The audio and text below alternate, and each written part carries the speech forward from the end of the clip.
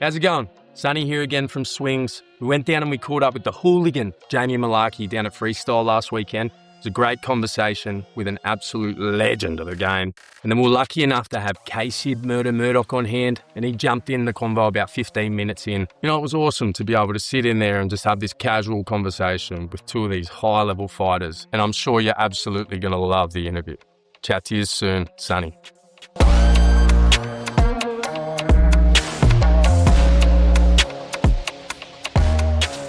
Righto, how are we, ladies and gents? Sonny from Swings. We've got Jamie Mullarkey here. How are you, brother? Good, bro, good. We're going to sit down. He's just been signed to UFC Perth. September, is it? Yes, September 28th. Sweet. And who's your opponent? Rolando Bedoya, tough Peruvian guy. He's Peruvian. Yeah, True. yeah. And he's coming off. What's he coming off? I saw he's got a couple of losses on his record at the moment. Yeah, he's 3 fights in the UFC. Lost all 3, but they've been decisions, couple of close ones. So yeah, he's a tough opponent. Never been finished, so He's never been finished. Never been finished, nah. So looks to be the first to get him out of there. Yeah, for sure. I was watching a little bit of tape on him. I know we're talking this morning at the gym. I was watching a little bit of tape on him. Looks like it'd be a good fight for you, man, getting close there. And I know you were saying you want to get back into a bit of the grappling. So yeah, you've been going down to freestyle, been mixing it up with the guys down there. You get time in with Volk. You know, you're looking to bring back the old hooligan ground game, eh? 100%. Yeah, we were having a chat this morning about it in the gym, and that's it, man. Like before I fought in the UFC, I was taking people down and doing a lot of damage on the ground, and I've got that grappling base and wrestling base, so I wanna go back on that. And also I kind of fell into the trap of trying to knock everyone out, because I got a taste of it, especially on the big show where you're getting bonuses for that. That's what they want. Yeah. And that's the trap that they set, man. They set in there, like, and I've got a taste for it, and then I just kept trying to do that and just forcing it a little bit, I think. And then, I mean, like it's that same style though that's got you such a fan base. Like it's that part of the way that you fight that, I mean, draws so many people to wanting to it. That's what puts bums in the seats with you. You know what I mean? So, yeah. And it's a bit of it's like a fine line you got to tread with that stuff. 100%. Is it submission based game you're going for? Maybe ground and pound style stuff? What's the? Oh, I'd love to get a sub in the UFC. Yeah. I've never submitted anyone in the UFC. I think I had about 6, maybe 6 or 7 subs before. What's the go-to? What's the go-to? Head arm choke. That's my favorite. Yeah, that's my favorite sub. Head arm choke or rear naked. Yeah, nice one. Yeah. Well, hopefully we get to see it on this guy. Have you been watching much tape on him and like sort of getting yourself set, or is it's more like, I know the other guys I speak to, a lot of them are sort of working more on themselves rather than the opponent. Is that similar with you? Yeah, it is. I've watched one fight. I watched him fight Jai Herbert, and I will watch more on him just to see what he likes to do. But I'm a kind of guy that I don't like to watch too much. I don't like to study tape over and over of my opponent. I like to just worry about what I'm going to do. Yeah, sweet. And look, if and when this goes the way you want it to go, what's your go-to? You know, after a win, what's Jamie Mullarkey's go-to? Because I get the idea you're a pretty simple dude. You like the simple things in life. So, you know, do you and Reggie go for a quick trip down the coast, or what's the go? What do you just get up to after a win? Yeah, usually I try to like stay wherever the fight is, whether it's overseas or on the other side of the country in Perth this time. Usually I try to stay there for a few days. Last time I fought in Perth, man, the missus got a van and just went up and down the coast. But yeah, man, just like any fighter, just enjoying some food and beers there. Yeah. just for after the cut. Just for a week or two, just get the good life in. Yeah, see. And since moving down to Windang, you've come down here, you're training with freestyle. Like, how's the living down here? How's it going, like getting to working with the bodies down here? Yeah, loving it, man. Loving it. I've always come down here since I think about 2020. I was coming down from my camps, but I've just reversed the roles now. Instead of doing like all my training at CCMMA and just coming here for camp. So I've just based myself down here. Yeah. Been down here for 6 months and feeling myself level up, man. Yeah, Just cool. with a group of hungry young savages. It's where I need to be. Do you go back up to Ross Pearson's before the fight at all, or are you based down here the whole time? Yeah, we'll still like touch base. Man, I talk to him every day. Yeah. And I'll go back and train with him like once a week if I can. Yeah. Try to get the work in where we can, and then he'll come out to the fight and corner me as well. So it works well. Cool. Yeah. Well, yeah. So he comes in corners? Yeah. Awesome. Yeah. Him and Joe get on well. They always fucking at each other with the banner and that. Yeah, So, that's epic. yeah, Two legends of the sport. it's good. It's good. Yeah, that's wicked. And so how long before the fight do you plan to get over there? Are you stay here most and you just head over quickly for the fight, stick around a little bit after? Yeah, we'll go on the flight. We'll only get there like 5 days before. Yeah, don't worry about acclimatization, it's Oz. Nah, Australia, exactly. Usually, we get out there around the same time, but I like to stretch it out just for a couple of days. So I'll get there like 7 or 8 days before, just to give myself a couple of days to get my sleep right, try to get on their time zone and that. But nah, this one we're on home soil, baby. So Yeah, that's it. that Plenty of is better. support. And it's a crazy looking card. Wow. Like Yeah, we yeah. talked at lunch today. Yeah. So how many fights? 16 or 17 they were saying? Yeah, I think they said 16 fights. Bro, I'm pretty bad. I don't even know who's fighting. I was going to ask you that, because I think I've heard before you kind of just pretty chill with it, Yeah, like I'll know. Spend enough time in the gym as it is. Yeah. I'll know who's the main event, and that's about like I'll know a couple of names here and there. Obviously an Australian card because I know so many of the guys. I'll have a bit better of an idea of who's on, but most of the time, man, I'm just worried about myself. Yeah, for sure. On that though, what about your division, like lightweight? Are you looking at the lightweights currently stacked in that division, going like, I match up well with this guy, I match up with this, or is it just you're just looking at the guys in front of you as you're going? Yeah, when I'm locked in for a fight, I'm obviously just looking at my opponent and focusing on him. But no, it doesn't stop. Like every lightweight fight, I'm watching it. I'm looking at. I've got about 6-7 names off the top of my head that I can just say like I really want to fight them. Yeah, that's awesome. So yeah, it's good, man. It's a very deep division. It is. So I heard you talking about this yesterday. It's real deep, eh? Yeah. Like it's like how many did you say? Like how many more than the closest division? I think the last time I checked, the next, so the lightweight had about 95 rostered fighters, and then the next closest division was bantamweight, and they had 67 or something like that. That's great. It's a lot of guys, a lot of talent. I guess it's like the most common weight class for and I find it's a pretty hectic division as far as like the pound for pound scale too. It's because it seems to be the division where knockout power really comes into its own, but the guys every single guy in the division can go 3 or 5 rounds and they're still clicking at the end of those rounds. You know what I mean? So it's like,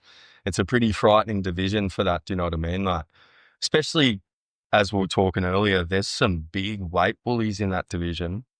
Yeah, like the next biggest is welter, 77 kilos. I think that's the first bigger kind of jump. Yeah. I think so. Yeah. Yeah. Because featherweight 66, then to 70, that's a 4 kilo difference. So you get a lot of guys that can fight both.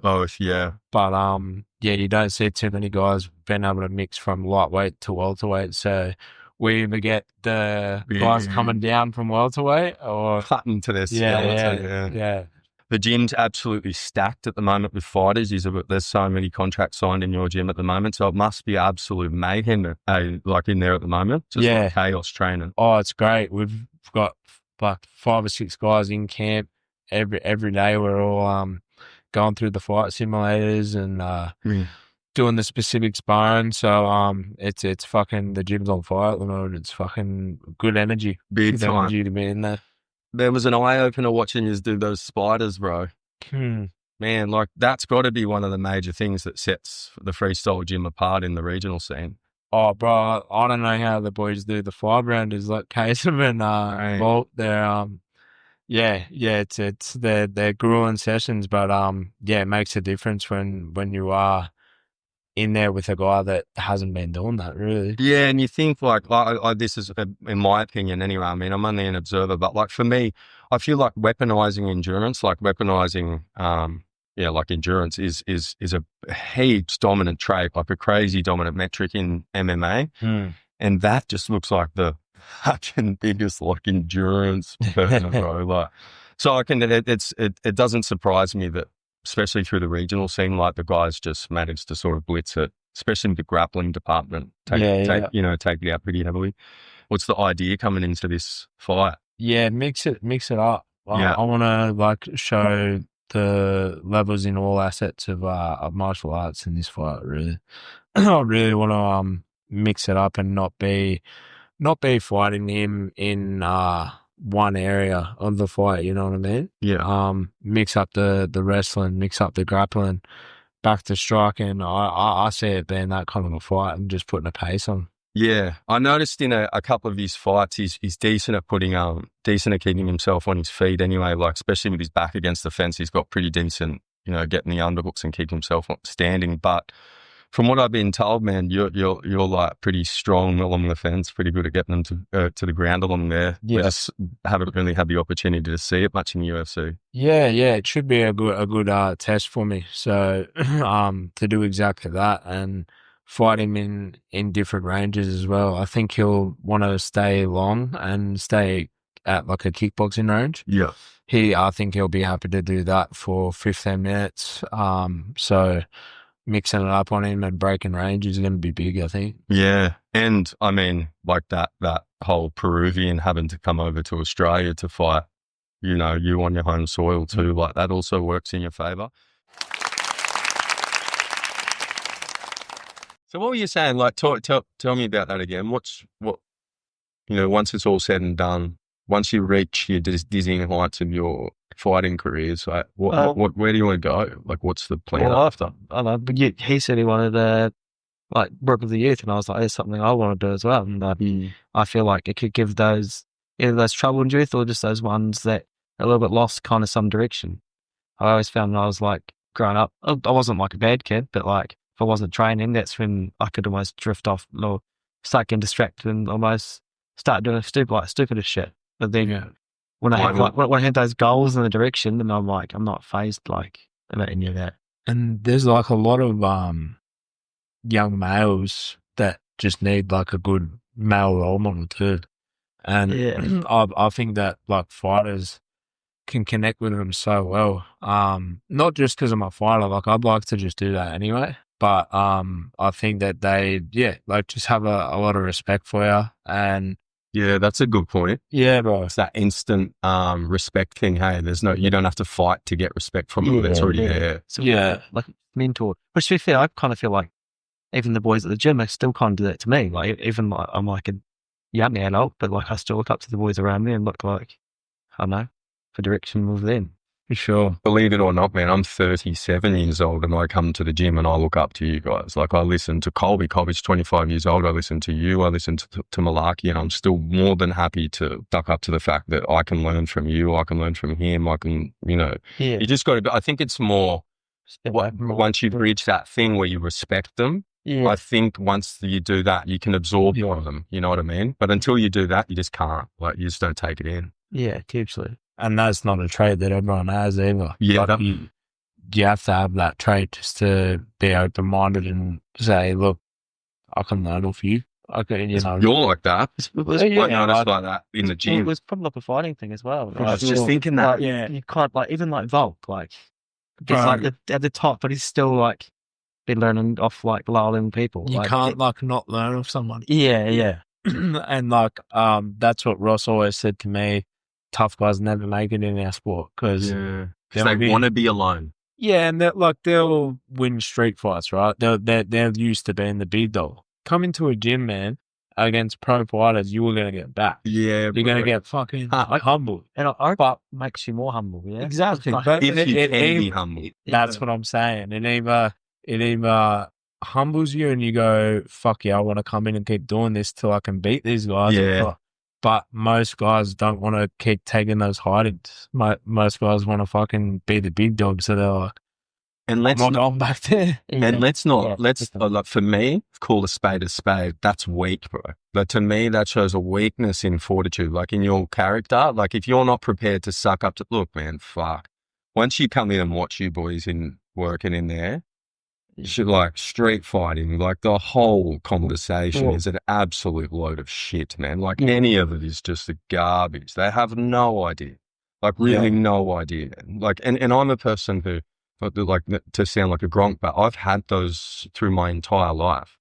I come into that gym, man, and it frightens me how, if you were to come up against one of you guys in a street fight situation, like how seriously in danger you would be, man. Like, and no matter how tough you thought you were, you're in big fucking danger, bro. And I think on the other side as well, like, the more I train, the more I'm like, oh, actually, like, someone bigger than me, they could also just knock me out on the street as well. Yeah, we Like, know I'm like, I get beat up in the gym, like, I train every day, and it's still, and I'm like, all right, it's actually really hard to do this. Yeah, we know.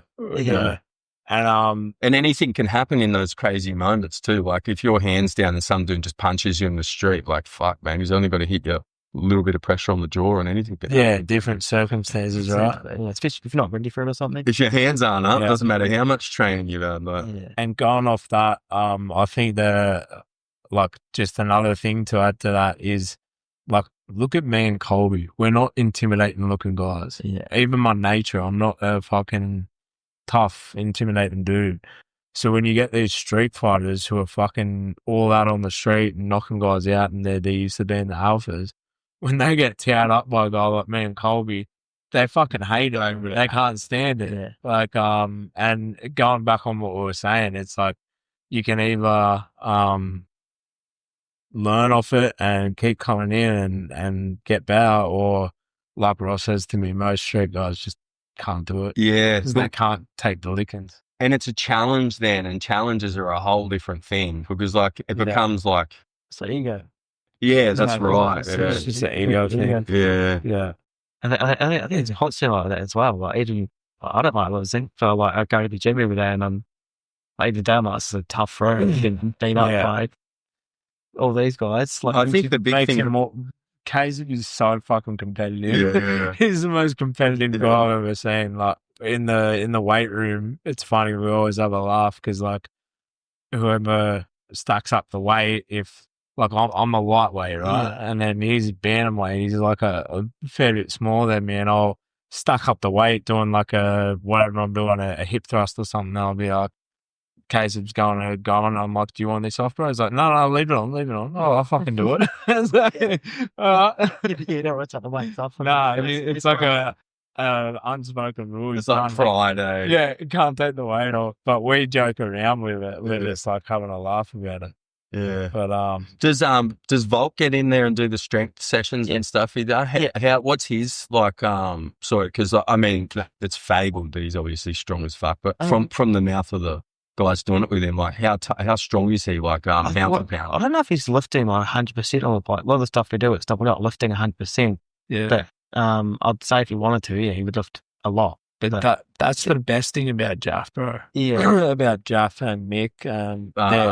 Chris Jaffrey's from South Coast Health Hub. Yes. Yep. And he runs Raise Performance, Raise Strength and Performance. Cool. But, met him. Cool guy. He's so smart, man. Like, I listened to him and Bainesy on the podcast with Geordie, the fight dietitian, and it was such a good listen because they were saying, like, Jaff being Volk's strength coach, the world champion, he gets guys asking him, like, oh, how much does Volk deadlift and how much does he bench and shit like that? And he's like, that's what I think. And it is, like, you're curious. Like, fuck, how strong is he? Like, what's his numbers compared to, say, what I do or something?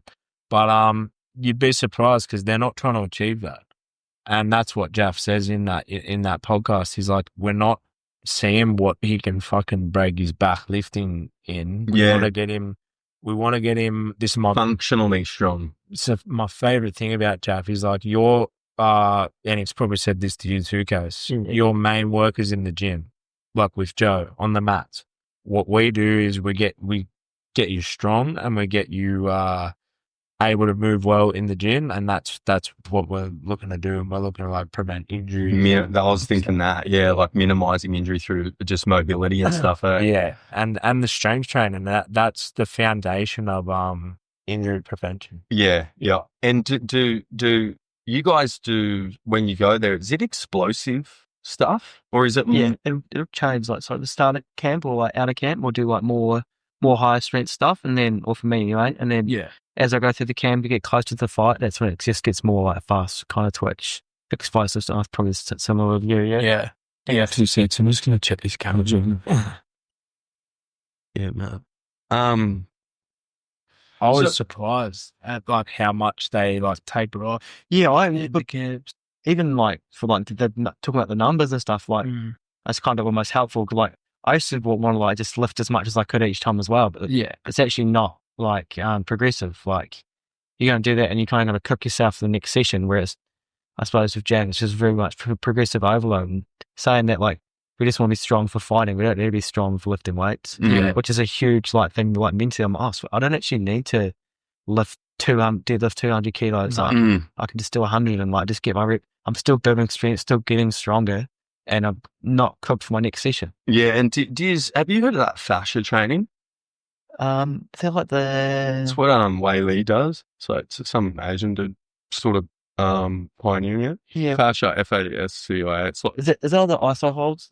it used to do with like most of the stuff I've seen. I don't know a lot about it, but most of it sort of starts at the feet, and it's like a lot of like strengthening in like the bridge of the feet and stuff. But they talk about there being like a link between this, I guess, your Achilles running all the way back up to here, and there's a big portion of muscles that's like or tendons, muscles, all that stuff that's like atrophied over time through the way that we just function. Yeah. And through this particular type of training, it's like super high explosive like twitch training. Okay.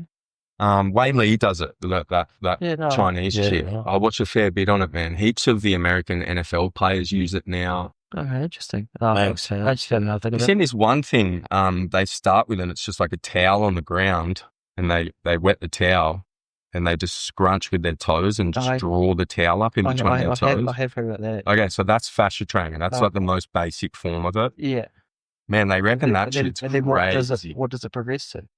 So basically what it does is it just gets you to the point where Wei Li, she just can cover huge distances with really, really small movements. It's just calf things like, she can just cover, instead of big thigh movements, they're just like little twitch movements, and they actually ghost steps, man, like fucking so far. Like, it's like twitch. Yeah. Work, yeah. Sounds really good for fighting. Like amazing for fighting. They reckon it's purely like a pure fast twitch. Check it out. I'll tag you in something. But yeah, so anyway, what about this card tomorrow? Have you guys looked at it at all? Are we going to see fucking Johnny Walker add another highlight? You and self KO tonight? Tonight. It's on tonight. Yeah, True. Yeah, Aussies finally getting one. Yeah, so I think I'm going with the Chinaman, to be honest. On the I reckon it's Johnny Walker's kind of wild though. He could pull something out of it. I'm gonna go safe the Chinaman, but I reckon Johnny Walker could pull something out. Yeah, like some weird knockout or something. Is this Chinese fighter? Is he the one that's just been? He's had like a dozen first round finishes. Yeah. I think he was on like the road too a while ago. Yeah, and just it's been. He's a big prospect, right? Yeah, it was a decent size like name coming out of China, and like I mean they don't have a lot of men. Not that size, yeah. Nah. He's got heavy hands. Yeah. He puts his punches together well, from what I've seen. Fucking Johnny Walker, bro. Yeah. I actually hope he doesn't get like a big starching. I don't mind him. He's a pretty funny dude. Yeah, I like Walker. Yeah, it's entertaining. He's a character. That story recently, I read his brother getting chased out was the Tarfers. You see that? Oh, no. So yeah. Do you see that? From the Sydney fight, yeah. Right? Yeah. Did you know about that? No, I heard a little thing on it as well. That's crazy. I never knew about it either. Yeah. So apparently the brother, when he fought... Why chased him out? Just for winning, right? Just for beating it, yeah. I think he beat him in the fight, and then Tarfer Because like all their mates would be the big heavy boys. Well, it was just a full 1%er. Like a That's whole just- bunch of bikies went after him. It's kind of shit. It's so inefficient. Because I think there would have been more to it. Because I think that Brazo would have been disrespectful. For sure. You would have been like, bro. and They then- are so mouthy, 'cause, those yeah. two, bro. yeah. I love it. But yeah, they would have for sure. They would have got chirpy at the weigh-ins or the presses or something. Have you trained with them? No, I haven't trained with them. They're up in Goldie, Met them a right? bunch of times. Yep. Yeah. I I know. think so. Yeah. Yeah, I think they've got a gym somewhere out in Southport or something like that. I can't remember. But yeah, my mate was gonna go do a bit of BJJ with them for their last fight. It's interesting though, like you wonder like what's going on with all the Aussie heavyweights really, like in the wrestling department, like in the grappling department. They just seem to be left behind a fair bit of the day. Like we've got Bam Bam, Yeah. Taffers. Honestly, I just reckon, I don't know, personally, I reckon like if you're a bigger guy in the gym, you can get away with doing stuff because you're bigger and stronger.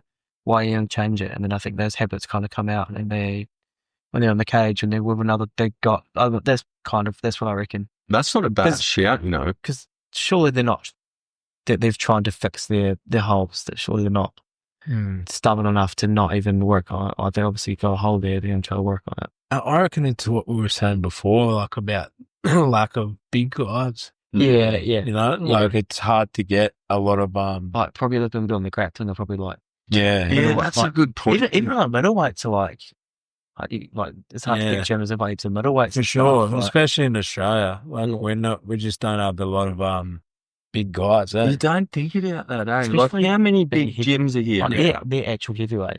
Yeah.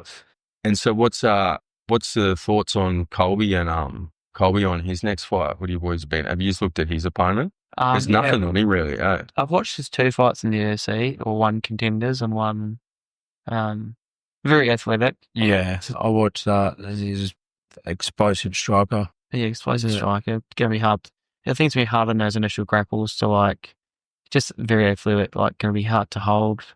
He's going to be hard to hold. I think it's just gonna be difficult everywhere. Just 'cause he's very athletic. I feel like talented. Obviously got a fight IQ as well, but mainly like everything he does is very athletic. Okay, so what's when you like, because I know you both got ones for it. Like when you watch him and you understand Colby, where are you looking to see Colby take I think make Colby's. the gap? Oh well, personally, I think Colby's gonna do it everywhere, but it's probably just gonna be a bit harder at the start when he's fresh and explosive. Yeah. But I think Colby can outstrike him. I think Colby can outgrapple him. I think he's probably Yeah. gonna press. I reckon if he mixes in both of those, that's how he beats him. Like it's hard to implement that kind of game plan in the first round when both guys are fresh. Yeah. When he's explosive and he's got that fucking So what's the game there? strength and energy. Just keep doing it. Yeah. Keep doing it. Keep attacking those wrestling entries, the grind, getting on him on the cage, being heavy on him. It's like my wrestling coach used to say, you might defend 5 of my first 5 takedowns, but after 6 and then 7, you're going to start to accept it because you've only got, like a lot of guys are only going to have that energy to defend. And then if you just keep on that wrestling pace, that's just what they always say about, like wrestlers' pace, wrestlers' cardio. It's just relentless. Yeah. Yeah. Do you actually just did? I want to get into all because I've been talking to heaps of people about this, and that's to tie into that. So the Chimaev DDP fight, right? Do you think so? Everybody's going now. He's got this cardio coaching. You know, he's unstoppable, total world beater. Blah blah blah. I know for a fact that grappling and fucking striking are very different when it comes to the gas tank. Yeah. Do you think if a guy keeps Chimaev standing, say an Usman goes a 5-rounder with Chimaev, do you think he's the world beater that everyone says he is after the DDP fight? Or do you think it's just a matter of the fact that DDP literally just stayed on the ground and let him play his game the whole time? I think it's a bit more. I think not to say Chimaev isn't like that fit guy, but I don't think he needs to work too hard in those positions to even make him start to get tired. Like I think if anyone fought that fight that he did, they wouldn't be too bad at the end. I think DDP wasn't making him work hard enough to either get up or even for the takedowns. Yeah, that's Or Chimaev just made it look so easy. And that's what I was going to say. He did a good job, right? amazing. Holy smokes. And yeah, they are different energy systems. Like that grappling cardio is different to the anaerobic kickboxing cardio. But yeah, man, every fight's different. Yeah, but you think that regardless, he's definitely got better cardio than before, doesn't he? Like 5 rounds against DDP doing that still seems. It was hard to tell that fight, I reckon. He Yeah. always has a pretty good pace in his other fights. But like leading into that fight, I was kind of on the fence. I was like, oh, do I go DDP or Chimaev? Because a lot of the experience, like top guys were saying DDP. I was thinking DDP, like, All based on that. I just thought he was going to burn out late. Yeah, everyone thought that, right? Everyone thought it was either going to be Chimaev from the early finish or DDP late finish or late, like just coming on strong. Yeah, I backed him for a late TK at 4th or 5th. Did you? Yeah, I just thought that Chimaev would burn out. He'd blitz at the start, which he didn't. And I thought he'd that's burn what I out. was going to say. In the lead up to it, I was thinking, yeah, so he's had those wars with like Gilbert Burns, Usman. He's had to have learned off them. Has to have. So, yeah, I was thinking, and I was also thinking, this is a title fight. This is what he's worked up to for everything in his whole life. Surely he's going to have done the work. And then also with that, surely you will have learned off those fights that I can't fucking, I can't just run through everyone. Do you reckon if DDP had have like fought off the takedowns and stuff more, do you reckon he would have just kept that same sprinting pace? Because it's almost like he didn't need to as well. Yeah, true. Like it was. Nah, that's my whole question. He kind of like. Yeah, I don't know. That kind of looked like Did DDP cruising a little bit because he wanted to gas out. He wasn't. I don't know, making him work too hard for that. Yeah, like he kind of defend at the start, but then on the obviously Chimaev did a good job of keeping him like pinned and planted the whole time. But yeah, what does that scream to you if he's able to continually? Because leading into that fight, the only real times I'd ever seen people be able to put crucifixes on in the UFC were when there were just massive fucking gaps. When it was like fucking Valentina Shevchenko versus that Brazilian chick, or like, you know, like big gaps in the levels. Like maybe his grappling's just that good, or DDP obviously didn't get a good enough wrestling or grappling training. But to continually fucking put him into that position, like, can you ever bridge that gap? Like, that seems like a guy, like a white belt kind of thing. Yeah, I think it exposed DDP. That's what I'm saying. Like, is DDP that bad on the ground? I don't know who DDP like brought in, or like, no, he's been at the same gym his whole life. Maybe he's the big dog at the gym and like he's not actually getting, you know. I'll tell you what did spin me out. Maybe he's not getting put through spiders and meat grinders and stuff. Like, I'll tell you what did spin me out. When I reckon it was like straight after the fight, the coach, whatever his name, Visser, he said in the interview, who would have thought we'd be blanket wrestling? The only move we didn't, I'm paraphrasing, the only move we didn't train was the goddamn crucifix. We have to get someone in to train that now. And for me, when I read that, I was like, that doesn't even sound like a trainer. Like, who's training the crucifix? You just train everything, bro. Like, you're training MMA. Like, what do you mean you bring someone in to train the crucifix, bro? Like, that doesn't make any sense to me. I'm like, aren't you training MMA, bro? Like, did you read that or did you I read that. Yeah, who knows? It could have gotten taken out of context. Yeah, that's like, true. He might have just like touched on it and then they're like, oh, you know. Like, I get caught out. Fucking, the meaning, like, they always like, bro, I get caught on them all the time. I'm the worst for it. Yeah. Oh, fuck. It's a hard position if you get put there, but. Yeah, man, I think Kazma is just that good, eh? Yeah. Comes out through. I think he is just that good. He's like, don't worry. I get people commenting and messaging me on my videos because I say his name wrong all the time. It's like the only comments I get, bro. Hamza, there's no K. There's no K all the time. It's Hamza. Bro, I don't give a fuck. Hamza. Yeah. I love Sean Strickland's cum shot. Cum shot. Oh, classic guy. But actually, you boys keep talking. Fucking hell. What do you reckon about him? Fucking fighting him. Oh, you tell me that actually. Ladies and gentlemen. Oh yeah, I don't need that right now. I do. You can wear it. Yeah. They're way heavier than you'd expect. This is the first time that I held one. That's nice, eh? Yeah. Feeling large. Fuck yeah. Look at it. Yeah, use it for. Yeah. Fucking, What were we talking about then? Cum shot. Oh, yeah, they were saying, Strickland, bro, saying, Who fights next? Strickland? No, Hamza. How does Hamza get next? Well, they said also it's Imavov Kai and Cow, whatever his name is, and then it's Fluffy's fighting RDR. Oh, RDR would be a good fight for him, actually. So my thoughts are Hamza. Hamzat sits on it for a year or the better part of a year, a 10-month spell. Yeah, you're probably correct there. And we set any of those four. Yeah. Whoever it just lines with up at the time. I'd be like an interim in before Hamza fights again. Yeah. Yeah. Bro, did you see the footage of him getting off a plane over there? Nah, Like, he just hands his belt to some dude and walks off. They just take his belt. Like, the Chechens. You know, the Chechen dictator and that. They just take his belt. That's rough, eh? You must have, Mate. I don't know if he's even wanted to do it. Yeah, I exactly. feel like it's being forced. Yeah. I just wanted to hop to mama. Yeah. Fuck, man. He's got into some rough stuff, whatever. That's a fucking pretty nuts division, man. Like, that went from being a division everybody was worried about to suddenly, like, now. It happened, though. That shit. this change, Yeah. This change. Because everybody was like, oh, all these guys are sort of on the back end. We're seeing Romero leave. Whitaker was on a loss, I think, at the time. Izzy was on the back end.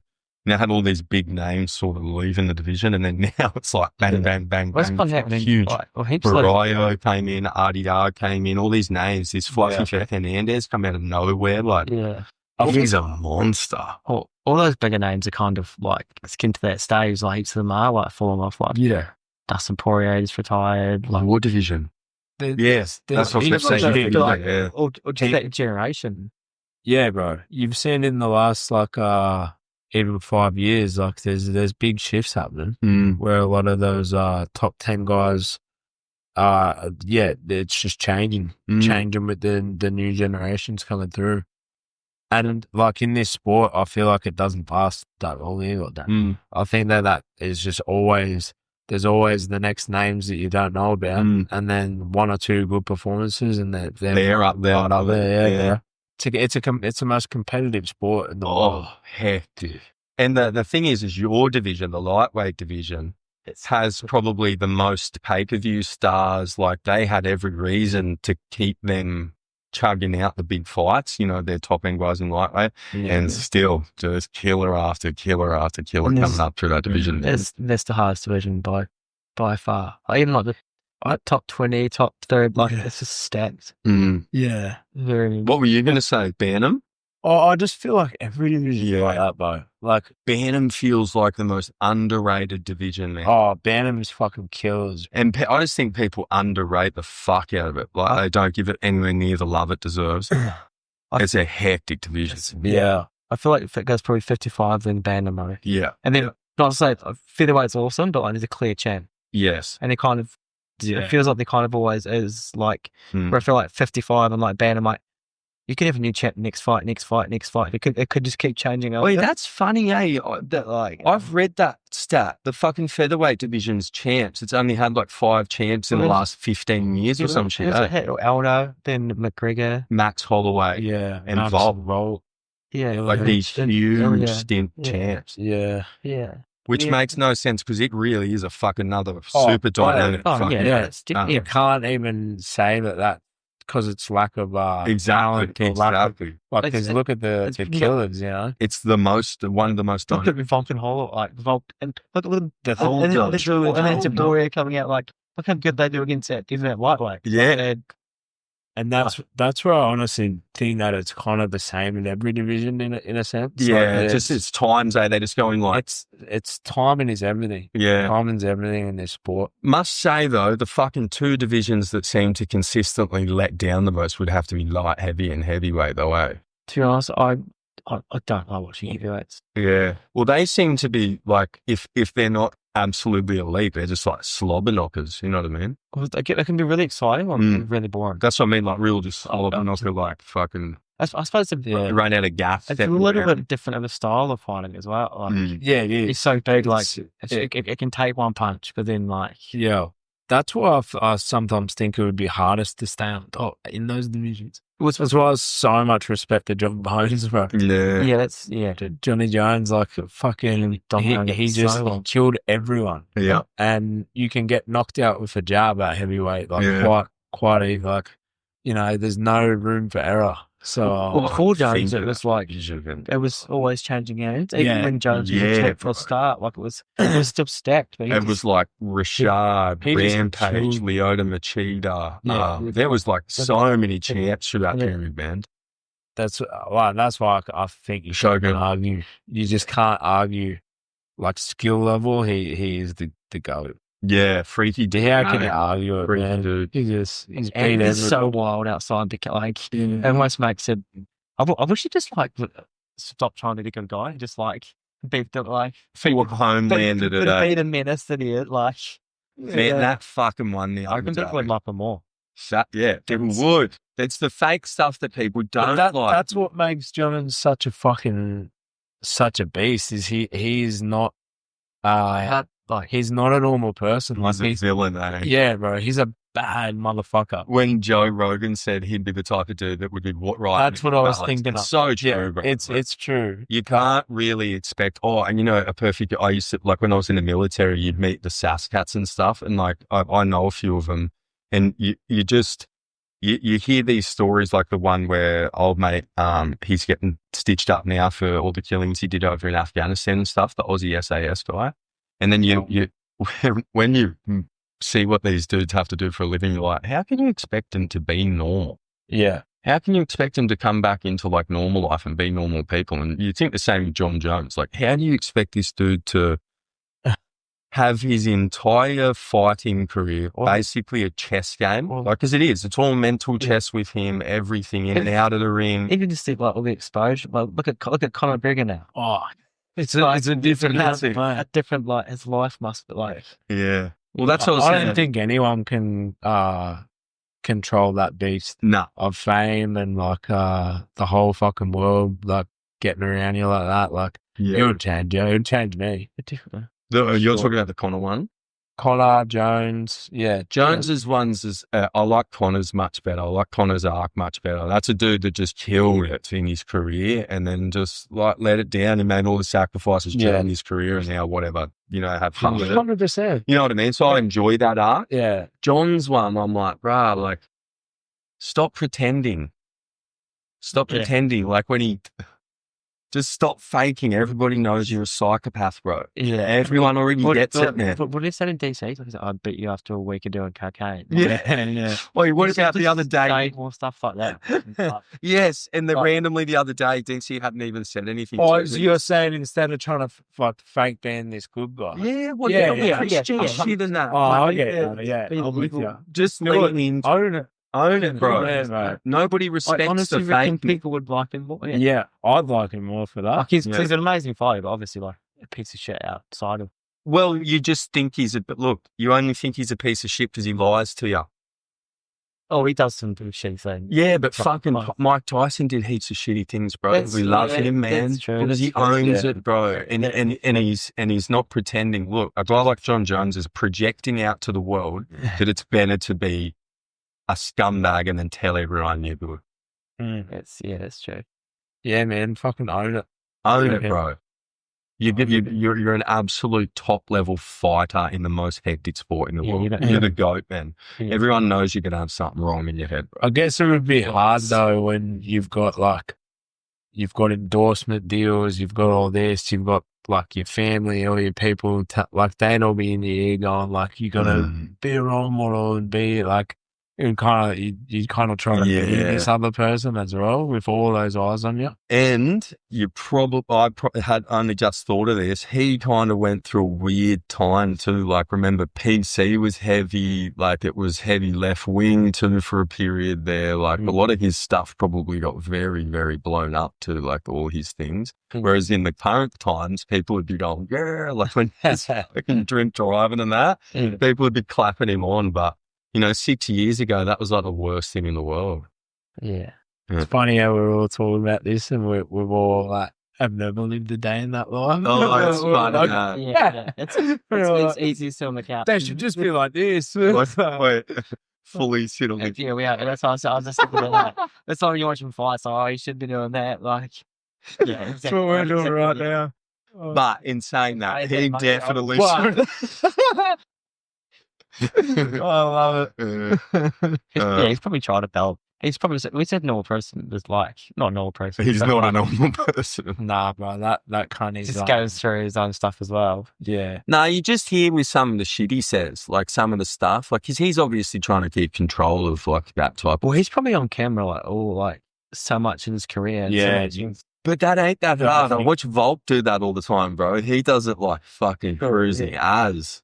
Yeah, I don't know how they do that, Yeah. They'd be so comfortable with cameras been around. I don't know how Bob does it. That's something that you'd have to get used to. He's so good about it. Like he's so nice to all the fans, so nice to so much time for everyone. I'm like, how do you find time for yourself? Like, it must be like sick of it. I think he's one of a kind as well. He is, yeah. You can tell. Like you can even tell, like he's not like I heard him. We caught up yesterday and I heard him chat to a couple of people, just randoms that walked up to him and just said good day and that. And like even the tone sounds like he's interested in what they're saying, you know what I mean? He's not even sort of faking it. It's like that's the thing, he's not faking it. Bro, yeah, he's just a good dude. Yeah, straight up, eh? Yeah. No, I like it. Yeah, he's a legend. Yeah. Yeah. No, he works well in there with you guys too, man. It's crazy. So much like transfer of information, transfer of knowledge. It's awesome to watch, eh? Yeah, Definitely see why, you guys set apart. How often does he come in and work with you guys like that? Is it all the time? Yeah, it's every day. Yes. And sometimes other camp he has like media stuff that is it's probably the only thing that keeps him from training, or maybe after a fight he'll have a little bit of time off. But apart from that, he's in the gym twice a day. How good's that? Unless he's obviously he has a lot of like media stuff it is to do, but he's good. Do you get heaps of time in, like heaps of work in with him? Well, like I've only just come to the gym full time the last 6 months, so Kay's has been in the last few years, so I don't always see Volk in any other camp like he does. Yeah. But when we're all in the gym, we're all just getting work in with him, and it just makes it like, yeah, it's fucking awesome. Yeah, it's all he is. Like, it's not even that's my whole point. It's you not feel that and you get like when you've got a guy like that, like a fucking. He's a funny cunt in there too. Oh yeah, he is. Like the vibe lifts, like yeah, bro, and just the energy, like it's just get contagious. Sorry. Well, even just like little things. I was watching back some of my footage and that. Even just little things when like you're throwing it in suplexes and that. It's like, woo! Just like making funny ass noises and shit. What did he do the other day? What do you mean? He was on the band. He was running behind someone with the band and he like ran up. Oh, he just ran the wall. I don't know if you were there. Oh, yeah. Like, he just goes, "What's this?" You see me like holding the band. He's like, as he's doing it. I think it was with you, yeah. No, it wasn't. I think it must have been with Justin. And he was like running up along the wall. Like each time he's like, watch this guy, watch this. He's just doing like tricks as he's doing it. Yeah. You know, like the Benson Henderson. Yeah. It's literally like that. Yeah. Oh, Anthony Pettis, yeah. On Benson Henderson, right? Yeah. No, it's cool. You watch it and there's just like a funny sort of. Amina's sick too, eh? She's a big like her and Tara like always hyping up in the background. It's actually it's a real good environment. It is, like, yeah. There's lots to play, but then we're also like we're there to work hard as well. Like even like I used to like it's weird fun at the gym, like fucking all dressing in pink and shit too. Yeah, man, that was get a reaction from Joe. That was a. But then I feel like we also work our asses off. So I think I noticed that when I started coming down here years ago, that I was like, fuck, these freestyle lads, like, work so hard. They like fucking train like the schedule is just insane. But then when it's time to go, when it's time to work, you're working. But then it's just such a good vibe in there because it's like we're all fucking killing ourselves in here. Why not just have some fun with it? Yeah. That's the vibe in there. Yeah. Like it's like, Well, that's interesting because I like after watching this and seeing how grueling it is down at freestyle, that does interest me to hear that. Like, so it is different, eh? Like, so when you've obviously trained in other gyms, their schedule and how they train down here is a cut above. yeah, bro. When I first started coming down here and seeing the schedule Volk was on, like when he's in camp, I was just like, holy shit. Really? Like, Right. I thought I was doing, I thought I was training hard, but, I guess you're going to see that different all over the world where you go. You're going to see different ways of training. I'm sure the Russians and the Dargies, like they're fucking, you go over there and go, holy shit. Yeah. Like, it's A lot of it's all hill different, work, it looks right? like. Yeah, like they're probably doing fucking 4 hours grappling a day. But yeah, that's like I've found with Joe's training schedule at freestyle, it's just like it's a lot of fucking physical output. Yeah.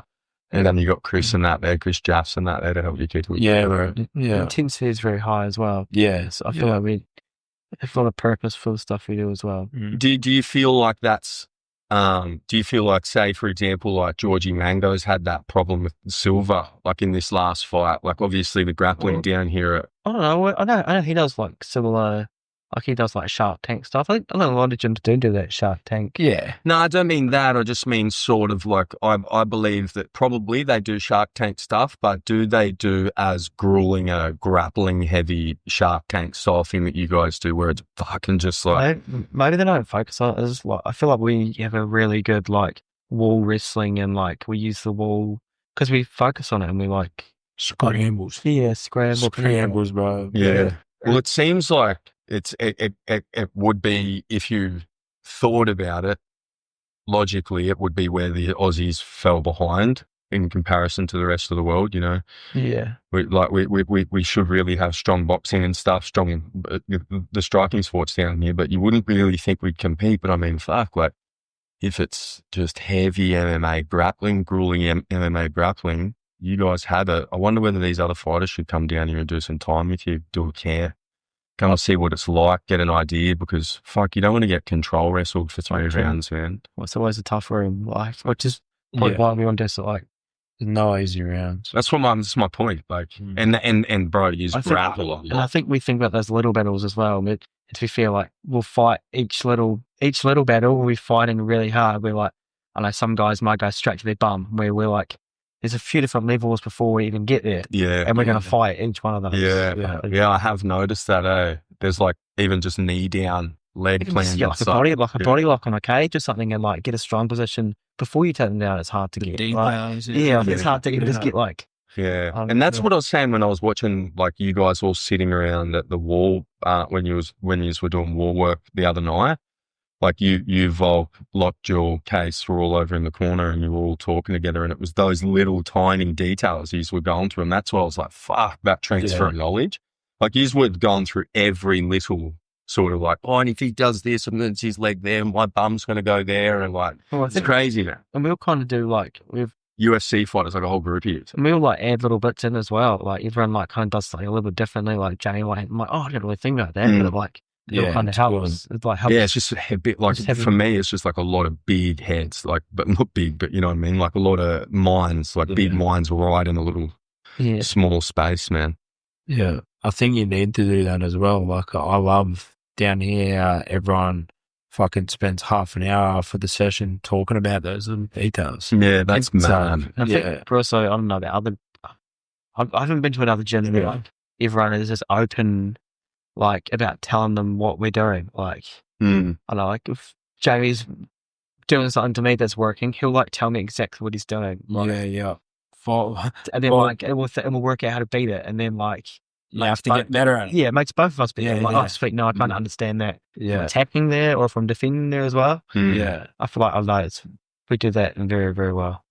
Yeah, I've always heard Volk say that to all of his is like, oh fuck. you're all getting good at that now, because I used to get you with that. Yeah. But now we've kind of like you figured out what to do, and now you're getting good there, so I've got to do something else. That's such a good way to look at it. And like, yeah, like Casey said, everyone it's better. Yeah, 100%. There's no like, there's no hoarding of information, which is sick, because those like some of those competitive gyms, like we were talking about earlier, with those big egos and that. I don't know if it's hoarding, or I just don't know if they just break it down as much as what we do. Oh yeah, just But some people might do stuff naturally and they might not. I know Volk will do stuff naturally and he'll break it down. He's never even thought about some of the things he does. Like he just does it instinctually. But then like, obviously someone like me, I might not be doing that with my instincts. Yeah. And reverse, I've found that some things that I do and might be like, oh, you're probably doing it already, you just don't even know it. Yeah. And I'm like, oh yeah, maybe. Oh really? Yeah. Yeah. I just instinctively, I just don't like break it down as much, and I don't. And trust in that, I think that's sometimes like, maybe not even understand it as much as it's just a natural feeling sort of thing. From doing it heaps of times. Yeah. Well, you can tell like Joe works on a lot with you guys with that stuff. Like his is a lot of like intuitive movement stuff. I find like if I'm teaching, like helping people or like teaching people, quite often that I will just rely on my instincts. I'll be like, oh, she put me there, like, so put me in a position, like, and then I'll see what I'm going to do to react, which it might be right or wrong, but I'm like, oh, that's, I know how I react to that position now, or direct to them doing this. And sometimes it might be like, it's just natural. So it's natural, it works. You don't even know you're doing it. Yeah. Oh yeah. Do you know that? Well, obviously you would know, but Zane Martin told me today that his fight with Chris Morris is off. Yeah. Pretty gay. That's devastating, bro. Yeah. What's the deal? I don't know. From their end? Yeah, from their end. Yeah. Injury or something? Yeah, I don't know why. Mate, that's a fucking sad fight to lose in that. It's just a sick fighter. Yeah. I think he's impressive, bro. I think they tried to get another Lions Den boy as well, but for whatever reason, I don't know. To be honest, bro, that kid's going to have trouble finding fights soon. Zane? Yeah. I'm surprised he's not pro yet. Yeah. Well, I think he just wants to get some more, reps in, because he's only had 3 or 4 actual fights. Like, he's way better than how many fights he's had, which is... But obviously, I understand, like, you just want to get those reps in before you turn pro, you know? But with you, bro, you were saying before you don't consider yourself a big-framed lightweight. He's a lightweight. Yeah. You're solid comparatively to him. Like, if you two are both standing next to each other. Like size-wise? Size-wise, Yeah, maybe. No, yeah, I think I've I maybe talked that down a little bit in that sense. Sometimes I'm like, I just know I'm not a big one of the big ones. Yeah. The freak, like Jalen Turner's and yeah. And I think that just maybe I overthink it too. I probably do. But I reckon you're a decent size lightweight. But yeah, same. I think that Korean that can judge him. He like fucking walks around at 90, bro. What? And he's fucking 90. Yeah. He came with the Stun Gun. Like, it's Stun Gun's brother. Yeah. And like Stun Gun was a welterweight, and I was like, you look bigger than your brother. Yeah, bro. And then they're like, it's a lightweight. I was like, what? Wow. That's crazy. And like, yeah, so sometimes it not saying it for him, but sometimes it's not even an advantage, because they're sucking all the life out of it. Yeah, exactly. I was thinking that as well. Like, how much do you deplete yourself to make it? Yeah, some people can, I think, like just with different body types, muscle mass, all that. But then, you've just got to find that happy medium where you're not, or even not doing it too much. It fix their training as well. Like, if you can't train. I reckon Charlie O was like that early in his career. I reckon he had some real problems with it. Yeah. Who's that? Charlie Oliveira. Oh, yeah. Charles Oliveira. I just feel like he would show up some fights and just be not even there. Like, his just brain wasn't even working. That's what I was laughing about, because we was talking about Brian Battle getting cut for the 2nd weight years. Charlie's missed weight like fucking 5 or 6 times. Yeah, and then went on to have like a crazy career. But it was like pretty exciting as well. I'm surprised he got cut. Surely there must be something behind the scenes. Surely something's happened, because he's signed by this dirty boxing joint fucking 4 days later. Oh, was it? He's been signed by this joint like literally 4 days after. Yeah, I didn't even know that. So he may have had that in the script. Yeah. They've offered him decent Do you money. think that's why he missed weight or something then? It's like, doesn't get Nah, I that's don't- I such a think bad look. But I think he would have even wanted to be a UFC champion. Like he's a fucking good fighter. Yeah, I don't think that he. I Would have don't left know. I don't think he even had the dirty boxing thing ready. It's just coming Nah, after. I think that this has just happened, and he's gone. Fuck! I need to make money. Yeah. Or I need to do something. Or somebody's I'm not seen the sure. opportunity. Somebody's Who the gone fuck like, knows? this guy's. Just, everybody knows this guy's a good fighter. Let's grab him fresh out. Maybe, yeah. it's probably. It's like it's pretty disappointing. I reckon. Yeah, it's a disappointing. I think that guy was mad. Yeah, me too, man. Mad fighter. Me too. I think lots of potential, yeah. I thought it, I like the story too. I like that he was good on the mic. I like the story how he was this big fat motherfucker too. Like Was he? yeah, bro, it's like- heavyweight, bro. heavyweight Oh right. and big, bro. Like his Yeah. first MMA fight, and he's He- like a fat motherfucker. He bro. looks like a filled out, like a heavy set guy. Wait, bro, you should see the. Oh, that'd be fun. Actually, Is it Islander or something? Yeah. He's got something in Yes. him. Like, Is he white? looks Hawaiian or something. Yeah, something like that. Looks Yeah. some sort of Polynesian. Yeah, you're right, yeah. Yeah, fucking heavy set dude. Yeah, it's a shame that way. Like they cut him real quick, man. They didn't muck around. Nah, I was shocked. Yeah, they're getting more and more cutthroat, eh? I was shocked. It's this contender series and Even yeah, with that, Road to UFC. We're just talking about it before. It's just an easy way to churn through fighters. So if they piss you off, fuck them off. Dude, I reckon Contender Series is making UFC fighters' careers shorter. 100%. Yeah, too many fighters. So Yeah. they've got. but they don't even take all the people. They put these people like That's why. like, you get put on the contender series and then you don't even get picked. Yeah, Like, at least the road too. Like if you win, you got a contract. Hey, Yeah. that's pretty hectic. I don't agree with that, man. That's fucking crazy. Your contract is based on how you perform over those 3 fights.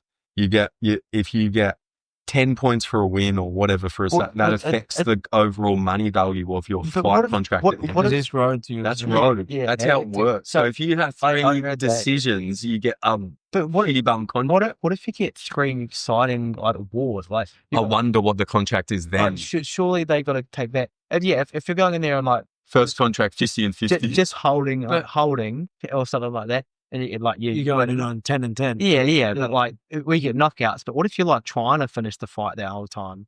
Yeah, You got but you got 3 tough Yeah. dudes. It's that, like, unfair. fuck- Well, yeah. Kid Campbell. I mean, Kid Campbell's Yeah. fight that last night, bro. Like Well, that guy was heard as he- tough as I've ever fucking seen one of those. I legends. hope He's it's a Korean, but contract because So do I. he's not actually on the road too. He's just on the. Kid fucking deserves it, man. He's been around forever. people love him too, bro. It's Yeah. such a good look for and him. he was going for it. He was trying to finish the fight, but that guy was just tough. Yeah. Yeah, mate. He was Like, tough. And then they look at the end result, like, oh, It's you split, get it's the split, pick. it's split decision. Yeah, yeah. But I was gonna say, you can see what the UFC are trying to do, right? Like, Yeah. Yeah. let's just Yeah. make this the most entertainment. Like, we just want entertainment. Yeah. Well, But the thing about that is, if you're signing guys off the contender series like that, and then you expect them to continue fighting like that, That's what you were saying before, yeah. Like you get like knockout bonus or something. You're like, I got to keep. exactly. I got to keep going for those. Like, Yeah, especially if they they like, give you a taste of they that. give you a pat on the back or something. Like, yeah, keep fighting like that. Yeah, bro. Stand there and bang. It's like it kind of like turns you into like not just going off your skills too. Like you're not just using your skills. How am I trying to say it? Like it's just changing your Hey, 'cause- the way you Wayne- approach the fight. the way you approach a fight. Yeah, I totally And understand. you can't sustain that, man. You No. It's not not at career then, a right? high level, No. like because you'll get fucking caught. Yeah.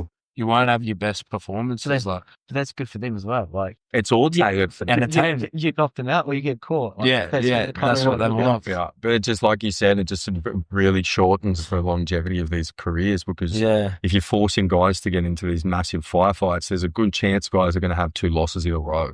And 2 losses in a row is like a career Huge. these days. Yeah. Like, Yeah. it is, man. I'm telling you, like people get real unless you have bangers. Do you know what I mean? They've got to be bangers. Guys like Channel. Chandler, bro. Like Chandler, Yeah. how many losses has he had in a row now? 4. Exactly, bro. Every Every fight's single one of them's a a war. fucking banger. Man. Yeah. People enjoy watching it, and I'll still watch every Chandler fight. Yeah. Yeah. Every Chandler fight. Well, imagine if he wrestled though. Like, he'd probably have more wins. He tried wrestling sometimes though. Yeah. I think fucking once they get up that super, super top level, that those guys are so good at anti-wrestling. Yeah, I think you're right too, yeah. I think you have to be like a real super separation kind of fucking wrestler like Islam or something like that to be able to dominate Yeah. at that top spot. I think you're right. Or Armin, maybe. Like a guy like Armin. Yes Yeah. and no. Like, depends who you're fighting to, I guess. Like, how much do they want to get up? What's their screen was like? Yeah, Yes, it comes down to by both fighters, kind for of. sure. But And that fucking thing, I've talked to you, I talked to Colby, I talked to Seb about it. I just can't stop trying to hammer to everybody that watches any of my content how hard it is for you boys to line everything up on the moment. Like, you've got your health, like so many factors have to come in for you to have a peak flow state performance. Like, there's about 50 variables that have to happen on the perfect night. Like, not even the perfect night, the perfect hour. Yeah. Yeah. And then, like, everything goes perfect. You still might just be like, A little bit. now I'm too relaxed or something. Yeah. Now I'm like, I'm not quite, like, agitated enough to be my perfect. It is an absolute fucking pressure cooker of a sport, bro. Holy shit. Yeah, bro.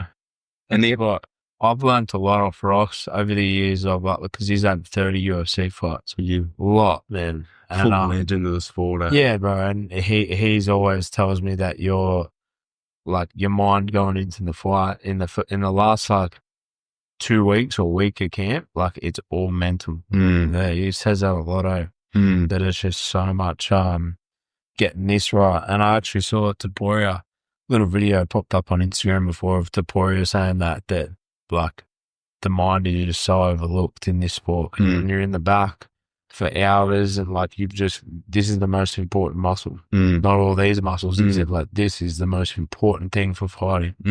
High level fighting, yeah. Yeah, I totally agree, man. 100%. I just think that, like, and another thing too, like, how you see the spiders and that? I think another fucking seriously overlooked sport, you touched on it before, seriously overlooked part of your sport now, especially where it's at now, like top level. 15 years ago, it might have been different, but now, I think, man, how good you can manage the brain and your IQ in the ring when you're at the absolute depths of your fatigue. Yeah, I think that's the whole point of mid-carders and sport. It's not like to get you tired, it's to managing your emotions in the fatigue, managing your stress levels. Being in that state where you're not thinking like you're fight or flight. Like, what are your decisions going to be? You're going to kind of still be relaxed and still make good decisions, or are you going to like give up, or are you just going to like that's why I think that anyway with those meat grinders and fighters, I'm like, how, like, it's the closest thing I can get to a fight. So I'm getting myself. I'm not even in that state of when I'm fighting now as well. Like, I'm trying to eliminate it, but I'm not in that state. Yeah. Have you ever gotten in your pro fights so far? What are your 4 wins now? 5 wins, 5 finishes in first 2 rounds. All of them, man.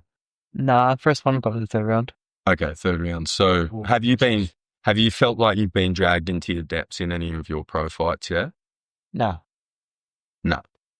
Been pretty comfortable. Like, I won decision a few times. Like, actually, most of my fights as an amateur, I always felt like I was fit. I don't know. I feel like I'm pretty. Even if I'm tired, I'm going to keep pushing. So, and to be fair, in my fights, I haven't gotten anywhere near that spider. Like, that my first debut got to the 3rd round. I felt pretty fresh going to that 3rd round. I felt quite tired, but I was like, I'm fine. Like, what about you, Mullarkey? Even that short notice fight you took against Jake Parker, but like, you didn't even have a fatigue issues there. Like, but like, and he was expected to push the pace too. I think guys like me and Case and most of the guys in our gym really, but like, when you get tired, like, you're not going to quit. You know what I mean? Like I've been in fights where I haven't had a big camp and I've got fatigued. And have you been, what's supposed to cook you up in, like, because you've obviously had a few wars and stuff. And I reckon the Brad Riddell fight. Me and Brad were fucking bro, that's an iconic fight.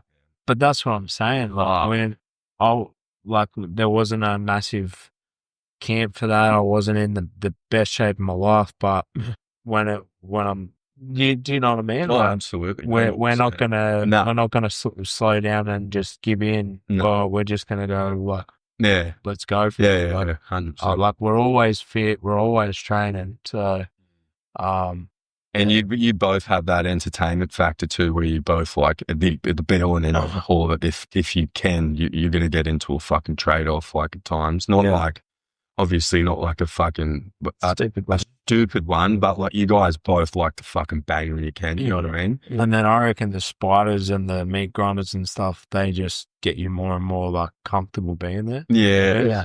I Like think so. you're not. It's not an unfamiliar territory. Yeah. So you don't, okay, well, fuck, I'd love to know this, man. Do you guys ever stress or worry coming into fight day about prep? So do you ever? No, not about cardio. Sweet, never. Right. I've always wondered that, whether you just get there and go like, am I going to gas? Like, am I going to get, nah. That's probably one thing I'm like. Obviously, like, fuck, if I get knocked down, am I going to like? Yeah, different. Yeah, that's going to different. get beaten, but I'm never like, no, fuck, am I going to gas out? And this person's just going to like, Yeah, I'm never worried about my cardio or my conditioning because there's like that old saying: you've got so many things to worry about in a fight. Don't let that be one of. Yeah. Like if you don't have to worry about your conditioning, that's one less thing. Right. So that's a common thing. Like, like it's just like that's just like if you're, especially in today's day and age, man. Like we're not back when the UFC was starting when guys were just getting in there, fucking go. They're athletes now. Yeah, we're elite athletes now. So if you're worried about your conditioning going into a fight, like Wrong sport. yeah, bro, like what are you doing? Wrong sport. Yeah. That's the one thing you can uncover. Like that's the one thing that you can't bite, you can't teach your jaw. You know, it takes a long time to gather IQ. You know, it takes years to be good at BJJ, but you can fucking go and run laps. You should be even if you're at a you can ride a bike, you can do something. Yeah, fair. exactly. And I mean, you guys are those spiders. Yeah, too easy. All right, well, sick, boys. It's been awesome catching up, Yeah, awesome. Absolute pleasure. That's mate. And I would like to say formally for both of yous, good luck next weekend, bro. Hope it all goes well and you get to enjoy and soak it all up as the champ, bro. Yeah, mate. Live it up. So good luck. And good luck to you too, Mullarkey. Can't wait to watch over in Perth, bro. Yeah. Big fucking win incoming. Let's get back in this win column, Sorry, look at Yeah, sweet, boys. Oh, you don't even know. You did that to me in the gym the other day. Bro, do you know what I did?